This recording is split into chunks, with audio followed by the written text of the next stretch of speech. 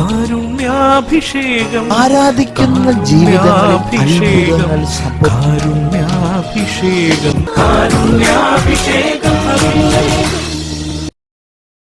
ഈശോയിൽ പ്രിയമുള്ളവരെ, നമ്മൾ മറ്റുള്ളവർക്ക് വേണ്ടി പ്രാർത്ഥിക്കുമ്പോൾ അതിൻ്റെയൊക്കെ ശക്തി എന്തുമാത്രം ഉണ്ട് എന്ന് നമുക്ക് പലപ്പോഴും അറിയാതെ പോകാറുണ്ട്. നമ്മൾ മറ്റുള്ളവർക്ക് വേണ്ടി പ്രാർത്ഥിക്കുന്നതിൻ്റെ ശക്തി തിരിച്ചറിഞ്ഞാൽ പിന്നെ നമ്മൾ ഒരിക്കലും മധ്യസ്ഥ പ്രാർത്ഥന മുടക്കുകയില്ല. വളരെ വർഷങ്ങൾക്ക് മുൻപ് സ്കോട്ട്ലൻഡിൽ നിന്ന് അവർ ആഫ്രിക്കയിലേക്ക് മിഷണറിമാരെ അയച്ചിരുന്നു. ആ ആഫ്രിക്ക ഭൂഖണ്ഡത്തിൽ മലേറിയ, പനി, വസൂരി, അങ്ങനെ രോഗങ്ങൾ, ഒരുപാട് തടസ്സങ്ങൾ. അപ്പോൾ ഈ അയക്കപ്പെട്ട മിഷണറിമാർ സ്കോട്ട്ലൻഡിലേക്ക്, അവരുടെ സഭയിലേക്ക് പറയും, കുറച്ചും കൂടി ഞങ്ങൾക്ക് മിഷണറിമാരെ അയക്കണമേ, ഞങ്ങൾക്ക് ഇവിടെ ഒരുപാട് ജോലിയാണ്. അങ്ങനെ ഈ എഴുത്തുകൾ നിരന്തരം അവിടെ വന്നിരുന്നു. അപ്പോൾ ആ സഭയിൽ ഒരു ദിവസം ആ സഭയിലെ അധികാരി അവിടുത്തെ പ്രാർത്ഥിക്കുന്ന മനുഷ്യരോട് പറഞ്ഞു, who will go, who will go, ആര് പോകും, who will go, who will go. പ്രിയമുള്ളവർ, ആരും അങ്ങനെ പോകാൻ നിന്നില്ല. പക്ഷെ അവിടെ ഒരു കുട്ടി പറഞ്ഞു, ഞാൻ പോകാമെന്ന് കരങ്ങൾ ഉയർത്തി. കൊച്ചു കുട്ടിയായിരുന്നു. ആ കുട്ടി പഠിച്ചു. ആ കൊച്ച് പഠിച്ചൊരു ഡോക്ടറായി. ആ കുട്ടി ഈ സഭയിൽ നിന്ന്, സ്കോട്ട്ലൻഡിൽ നിന്ന് ആഫ്രിക്കയിലേക്ക് പോവുകയാണ്. കുറേ വർഷങ്ങളായിട്ട് ആ കുട്ടിയെക്കുറിച്ച് ഒരു അറിവുമില്ല, ആ ഡോക്ടറെ കുറിച്ച് അറിവില്ല. എങ്കിൽ പ്രിയമുള്ളവരെ, ഒരിക്കൽ ആ മിഷണറി അവിടേക്ക് എഴുതുകയാണ്. ആ ആഫ്രിക്കൻ ഭൂഖണ്ഡത്തിൽ അദ്ദേഹത്തിൻ്റെ പ്രവൃത്തികൾ കണ്ട് ഇദ്ദേഹത്തിനെ എതിരിട്ട് ഒരു ഗോത്ര തലവനും ആളുകളും കൂടി ചുറ്റും നിന്ന് ഇവരെ കൊല്ലുവാനായിട്ട് പരിശ്രമിച്ചു. പക്ഷെ ഇവർ ആ മുറിയിലിരുന്ന് പ്രാർത്ഥിക്കുകയായിരുന്നു. അവരെങ്ങനെയോ രക്ഷപ്പെട്ടു, അവരാക്രമിച്ചില്ല. പക്ഷെ ഇവർക്കറിയാം ധാരാളം പേര്, ആ ഗോത്ര തലവനും കൂടെയുള്ള ആളുകളും ഇവരെ കൊല്ലാൻ വേണ്ടി വന്നിരിക്കുകയാണ് വീടിന് ചുറ്റും. അങ്ങനെ 1-2 വർഷങ്ങൾക്കൊക്കെ ശേഷം ഈ ഗോത്ര തലവൻ ഈശോയെ തിരിച്ചറിഞ്ഞ് ഈശോയിൽ വിശ്വസിക്കുകയാണ്. അപ്പോൾ ഈ ഡോക്ടർ ചോദിച്ചു, എന്തുകൊണ്ടാണ് എന്നെ വധിക്കാൻ വന്ന നിങ്ങൾ തിരിച്ചുപോയത്? ആ ഗോത്ര തലവൻ പറയുകയാണ്, ഞങ്ങൾ നിങ്ങളെ കൊല്ലുവാനായിട്ട് വന്നതാണ്, പക്ഷെ 39 ജെയിൻസ് ഇവിടെ നിൽക്കുന്നതായി ഞങ്ങൾ കാണുകയാണ്. 39 രാക്ഷസന്മാരെ പോലെ ബാഹുക്കളായ വലിയ മനുഷ്യർ ഈ വീടിന് ചുറ്റും നിങ്ങളെ പ്രൊട്ടക്റ്റ് ചെയ്യുകയാണ്. അതുകൊണ്ട് ഞങ്ങൾ ഭയന്ന് ഞങ്ങൾ തിരിച്ചുപോയി. പ്രിയമുള്ളവരെ, ഈ ഒരു സംഭവം സ്കോട്ട്ലൻഡിലെ ചർച്ചിലേക്ക് പറഞ്ഞപ്പോൾ അവിടുത്തെ അധികാരികൾ ചോദിക്കുന്നത്, അങ്ങേക്ക് ഓർമ്മയുണ്ടോ ഏത് ദിവസമാണ്, ഏത് വർഷമാണ്? അപ്പോൾ അവരോട് പറഞ്ഞു, ഇന്ന വർഷം ഇന്ന ദിവസം ആണ് ഈ സംഭവം നടന്നിരിക്കുന്നത്. ആ സ്കോട്ട്ലൻഡ് ചർച്ചിൽ അവിടുത്തെ അധ്യക്ഷൻ പറഞ്ഞു, പ്രിയമുള്ള സഹോദര, നിങ്ങൾ അന്ന് ഈ വേദന അനുഭവിക്കുന്ന സമയത്ത് ഞങ്ങൾ ഈ സ്കോട്ട്ലൻഡ് ദേവാലയത്തിൽ 39 പേര് രാത്രി നിങ്ങൾക്ക് വേണ്ടി മാധ്യസ്ഥം വഹിക്കുകയായിരുന്നു.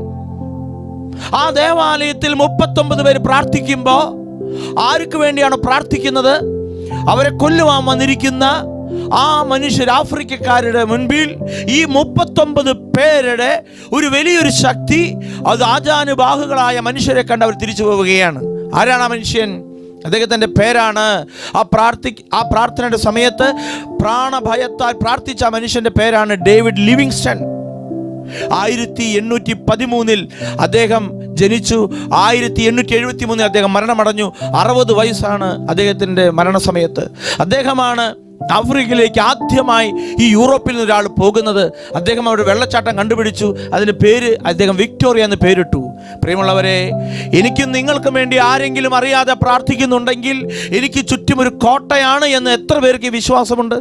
ഒരമ്മ ദൂരങ്ങളിലിരിക്കുന്ന മകന് വേണ്ടി രാത്രിയിലെ ഒരു പോള കണ്ണടയ്ക്കാതെ മുട്ടുകുത്തി കയ്യും വിരിച്ച് ഭക്ഷണം വേണ്ടാന്ന് വെച്ച് പ്രാർത്ഥിക്കുമ്പോൾ ആ മകന് ചുറ്റും ഒരു കോട്ട കെട്ടുന്നുണ്ടെന്ന് എത്ര പേരറിയാം?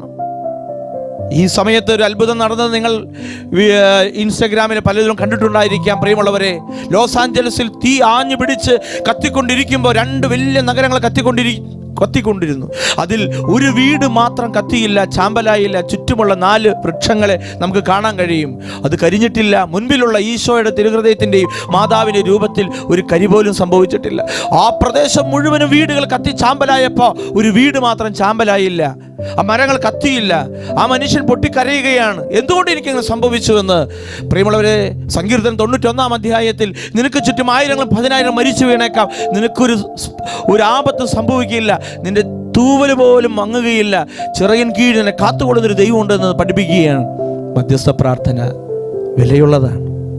നിങ്ങൾ ദൂരങ്ങളിലിരിക്കുന്ന, അകലങ്ങളിലിരിക്കുന്ന ആർക്ക് വേണ്ടി പ്രാർത്ഥിച്ചോ, അല്ലെങ്കിൽ ചിലപ്പോൾ ഈ രാത്രി ദൈവമേ ഏതെങ്കിലും ഒരു പാപി അവന് മാനസാന്തരം ഉണ്ടാകാൻ നിങ്ങൾ പ്രാർത്ഥിച്ചോ, തീർച്ചയായും അവിടെ അത്ഭുതം നടക്കും. നമ്മുടെ ജീവിതത്തിൽ മധ്യസ്ഥ പ്രാർത്ഥന പാഴായി കളയരുത്. വീട്ടിലില്ലാത്തവനായിരിക്കാം, വീട്ടിൽ കയറാത്തവനായിരിക്കാം, കൊള്ളരുതാത്തവനായിരിക്കാം, ജീവിതത്തിൽ വിശ്വാസം തൊട്ടു തീണ്ടിട്ടില്ലാത്തവനായിരിക്കാം. അവർക്ക് വേണ്ടി നീ പ്രാർത്ഥിച്ചാൽ ഇന്നല്ലെങ്കിൽ നാളെ ഒരു മാനസാന്തരം, ഒരു ദൈവ സാന്നിധ്യം അവിടെ ഉണ്ടാകും. നിങ്ങളെല്ലാവരെയും ദൈവം സമൃദ്ധമായിട്ട് അനുഗ്രഹിക്കട്ടെ. സമയം പാഴാക്കരുത്. മധ്യസ്ഥം വഹിക്കുവാൻ നമുക്ക് കർത്താവിനരികിലേക്ക് മുന്നോട്ട് വരാം. കുരിശിന്റെ മാറിലെ ദിവ്യയാഗം പുനരർപ്പണം ചെയ്യൂ നീ പീഠത്തിൽ. കുരിശിന്റെ മാറിലെ ദിവ്യയാഗം പുനരർപ്പണം ചെയ്യൂ നീ പീഠത്തിൽ. അണിചേരും ദൈവദൂതരൊന്നായി ആത്മസാഫല്യമാ ഈ അർച്ചന. അണിചേരും ദൈവദൂതരൊന്നായി ആത്മസാഫല്യമാ ഈ അർച്ചന.